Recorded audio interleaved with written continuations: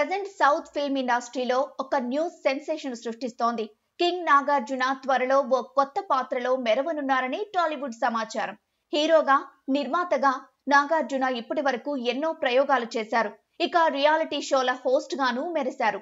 తాజాగా శేఖర్ కమ్ముల డైరెక్షన్ లో కుబేరా సినిమాలో నటిస్తున్నారు నాగార్జున. ఇది మల్టీ స్టారర్ మూవీ.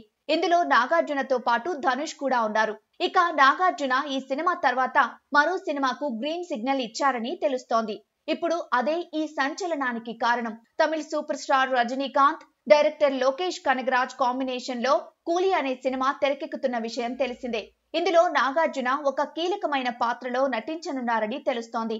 ఈ సినిమాపై ఇప్పటికే అధికారిక ప్రకటన రాగా నాగార్జున కూడా ఉంటారనేది తాజా అప్డేట్. పాన్ ఇండియా మూవీగా తెరకెక్కుతున్న ఈ సినిమాలో నాగార్జున తన కెరీర్ లో ఎప్పుడూ చేయని విలన్ రోల్ పోషిస్తున్నట్లు సమాచారం.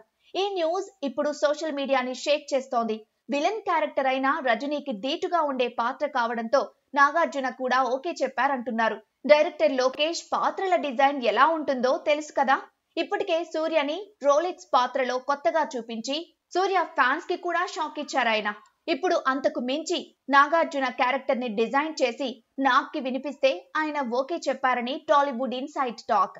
దీనిపై ఇంకా అధికారిక ప్రకటన రాకపోయినా ఆల్మోస్ట్ కన్ఫర్మ్ న్యూస్ అంటున్నారు. దీనిపై నాగ్ ఫ్యాన్స్ లో రకరకాల అభిప్రాయాలు వినబడుతున్నాయి. ఈ చిత్రంలో నాగార్జునను చాలా కొత్తగా ప్రెజెంట్ చేయడానికి దర్శకుడు లోకేష్ చూస్తున్నారని కోలీవుడ్ వర్గాలు అంటున్నాయి.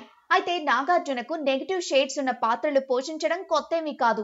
అంతం మూవీలో నాగార్జున తొలిసారిగా నెగటివ్ షేడ్స్ ఉన్న పాత్ర చేశారు. చాలా కాలం తర్వాత ఇప్పుడు విలన్ గా మరోసారి కనిపించబోతున్నారనే సమాచారం టాలీవుడ్ లో హాట్ గా మారింది.